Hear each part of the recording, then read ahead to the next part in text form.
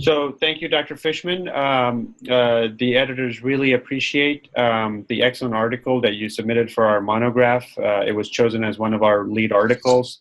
And it's an important problem that I think radiologists across the country are facing. So we really appreciate your submission. My pleasure. Thanks for inviting me to join today.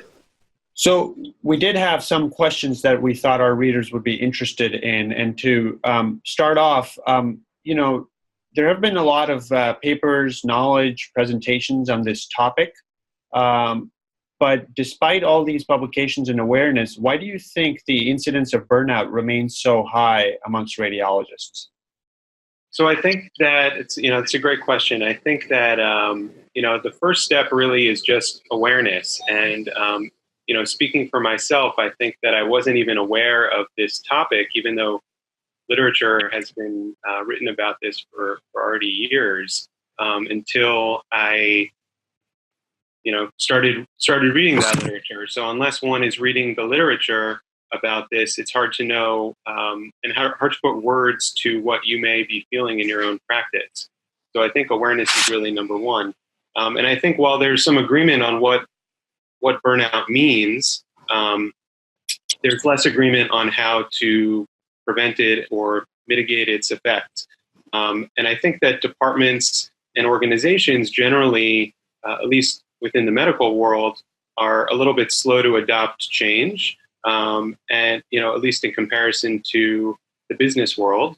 And while people may believe that it's a great idea in theory and accept the fact that they or others in their own practices may be dealing with burnout, it's really the next step, which is implementing policies and other practices that really attempt to promote joy and diminish burnout in the workplace. So, at least in medicine, I think that many would agree that there's this historic culture and ethos that really runs counter to sort of well-being, so to speak, or modern sensibilities in the 21st century. These ideas of working hard at all expense, to promote your career, to promote your academic career, your clinical career.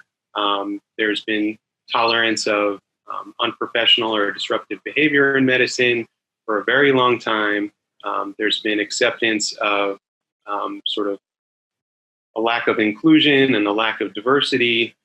And all of these things are play a part to some degree in as sort of factors in burnout. This idea of part-time work being less valued than full-time work, not really pulling your weight, sort of opacity in policy development, not being flexible.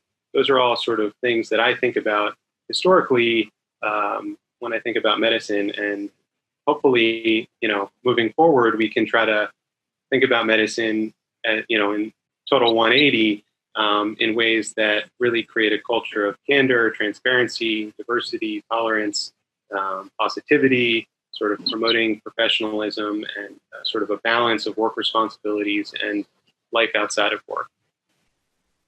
Sure. Have you ever experienced burnout personally?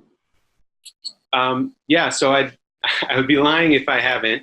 I think, to some degree, I imagine that most radiologists have, certainly from the surveys that have been done, a majority of radiologists have, over 50%. And I have personally experienced it at different times during my career. I've practiced in both private and academic settings, and there are different, I think, triggers for me personally in each of those settings. For me, my commute was something that caused me a lot of exhaustion, both physically and emotionally. And that was something that I think triggered for me a lot of negative feelings of related to burnout. I think there can be a lot of cynicism when you're not necessarily engaged in direct patient care. And that is something that affects a lot of radiologists. I'm a breast imager, so I feel a little bit shielded from that. But I do think that many radiologists don't have face-to-face contact with patients and are not getting the same sort of positive feedback from those interactions that we may have experienced as medical students or interns. And then, feelings of incompetence or sort of being inefficacious. Maybe I'm not good enough to pursue different leadership roles or committee roles. When you're not given opportunities and feeling valued for the skill sets that you're providing to your practices, I think that can lead you down a very negative path in terms of how you think about your own capabilities. How did you cope with those feelings of burnout? So for me, what really turned a corner for me was I attended a co-sponsored program by the Mass Radiological Society and the ACR's Radiology Leadership Institute that occurred a couple years ago. And I have to give a lot of credit to a wonderful private practice radiologist in the area, Dr. Kaushal Mehta. He was one of the presenters, and he gave a presentation on emotional intelligence at this conference. And it really opened my eyes to this topic and a whole sort of area of study that has been done, over decades really, about emotional intelligence and other organizational and psychology related topics that affect how we interact at work, interact with our patients, and just engage with other human beings in general. And this led me to start reading a great deal about many of these topics, and I think the learning for me helped me get better perspective on my own situations, and also encouraged me to develop what I was learning into teaching points that I could share with trainees and colleagues to try to help them prevent some of what was happening to me, or in their own workplaces, try to think about burnout and other factors that may be impacting that in advance so that it could be prevented. And that's what I've been really trying to do, is try to think about ways to engage myself and other people in dealing with some of these social emotional issues in the workplace. One thing that also I've tried to do is work with a coach in talking about some of these things that impact me at work, and getting some guidance and support in that respect from a coach. I realize that's an expense that one needs to commit to, but I think that there could be programs, whether mentoring programs within one's department or within one's institution, that could provide similar opportunities to get feedback from a non-biased person. Having been through the unfortunate experience of having burnout yourself, what do you think is the best way for someone to approach a colleague if we're concerned that the colleague is facing burnout? Are there resources that you might suggest that practice leaders can get provided with? Right. So that's a great question. I think, unfortunately, it's not something that is opened in the workplace. I think there's, much like there's stigma in medicine and really most modern workplaces about psychological health, I think there is some stigma talking about burnout and sort of comparing it to other sort of worse outcomes such as depression and anxiety and related psychological or psychiatric issues. So I think that the first thing is really just to promote open discussion about what's going on in the workplace with people in the practice. If you're in a leadership position, having an open door policy, going around to different places in your organization and engaging in these very candid discussions with your colleagues about what's on their mind, and really trying to learn about how they experience work, and what you could be doing to improve their experience, because there's always opportunity to do that. So I think just having an open perspective as a leader or as a colleague to try to encourage that that communication is really helpful. In terms of resources, I think that the ACR Commission for Human Resources had a white paper with many suggestions. We talk about that in our manuscript.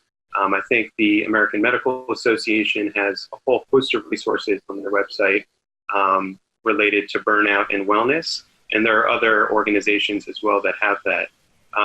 One thing that an organization or a department could do is certainly think about a workplace or an organizational audit, which would bring in an organizational psychologist or another professional to study the group, study the workplace, conduct interviews, and try to think about in a sort of more design thinking sort of mechanism how some of these processes and how the workplace could be improved. That's something that a lot of businesses do, and I think really has not been done historically within medicine. Other things that could be done in the workplace that really would need support from leadership would be creating supportive policies towards self-care. And again, sort of asking your colleagues, how can we support you in achieving those wellness goals?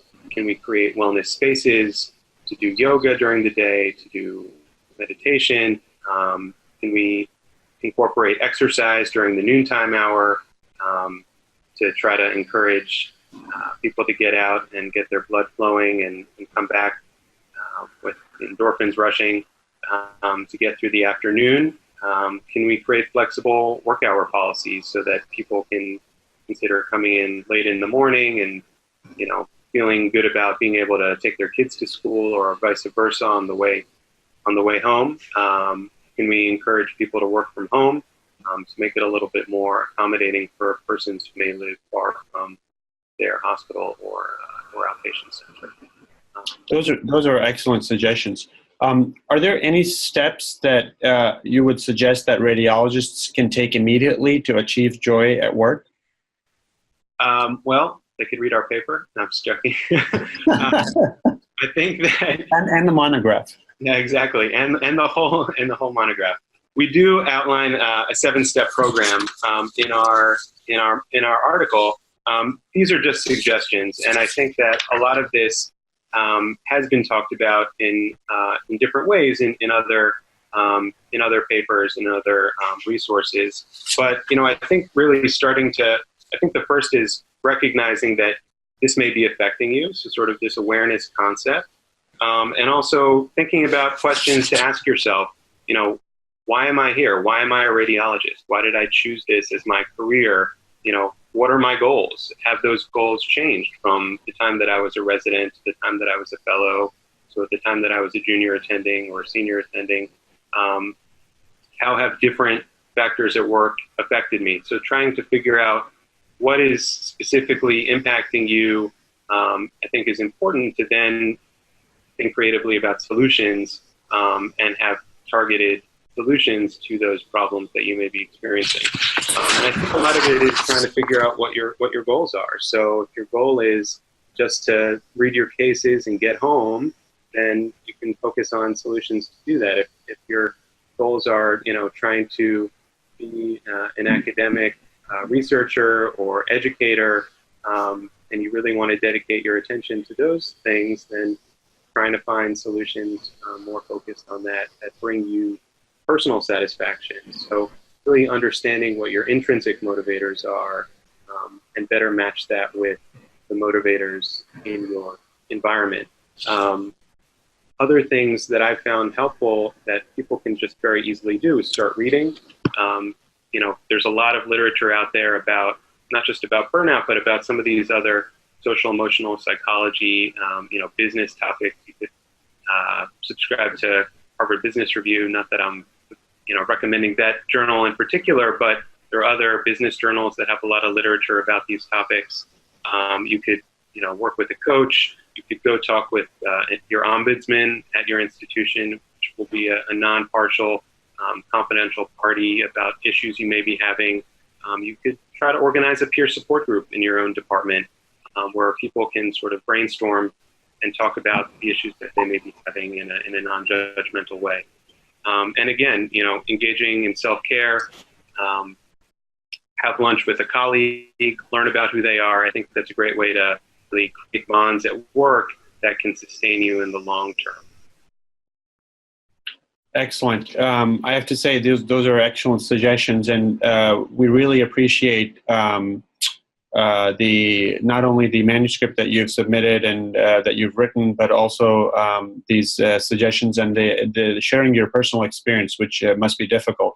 Thank you very much for your time, and I hope that by reading this article and listening to this podcast, our audience can really bring joy and meaningfulness to their career as a radiologist. I appreciate it. Thank you again for inviting me, and it's been a real honor.